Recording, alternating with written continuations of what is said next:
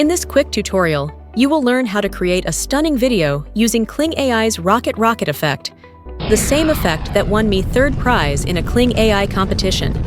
Let's dive in. Step 1. Prepare your image. What object should fly? It can be anything, just don't limit your creativity. In this tutorial, I'll show you the effect using a globe. I prefer using Midjourney for image generation, but you can choose any tool you like. Log in, or if you're new to Midjourney, sign up. Then click Create and enter your prompt. Once your image is ready, select the one you like and download it.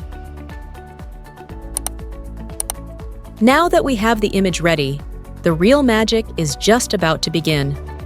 Stick around, because I'll show you exactly how to animate it using Kling AI. And as a bonus, I've got a quick tip at the end of this video that you won't want to miss. Step 2. Animate your image. Open Kling AI and go to the Effects tab. Select the RocketRocket effect. Upload the image you prepared earlier. You can choose between standard and professional generation modes. Once you're ready, just hit Generate and let the magic begin.